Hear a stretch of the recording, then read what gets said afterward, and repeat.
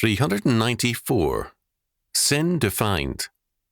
Chalcedon Report number 368, March 1996.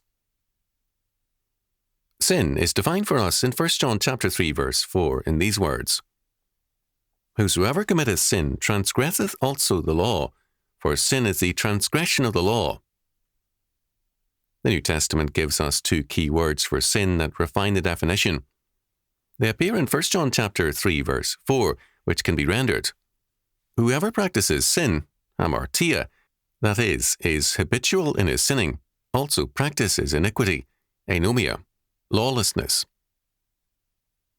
Hamartia means missing the mark. We're aiming in the right direction, but are faulty and careless. Anomia means against the law, anti-law. The unregenerate do not direct their lives at God's law word as their standard. Their goal is in the opposite direction. They are anti-law because they are anti-God. They hate God, and therefore they hate His law. The godly man is not sinless, but his sinning is not based on a war against God and His law, but is a failure morally to meet the standard he knows God requires of him.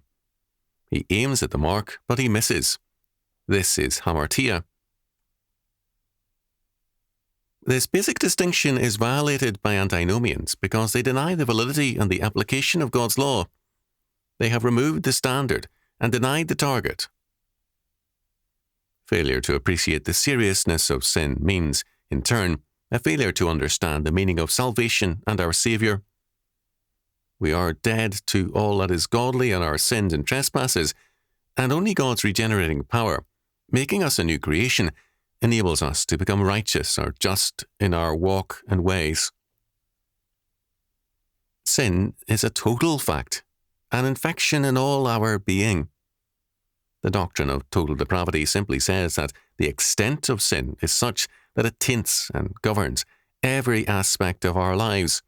No area of our being is immune to it.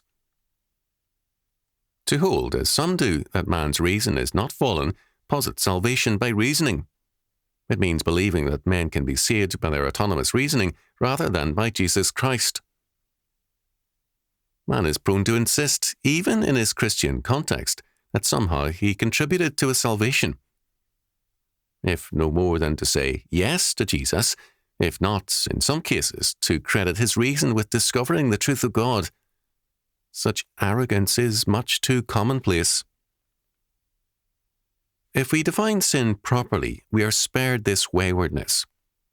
We know then that in all our being, we were anti-God before being redeemed by grace, that our direction was false, wrong, and evil. We were guilty of anomia.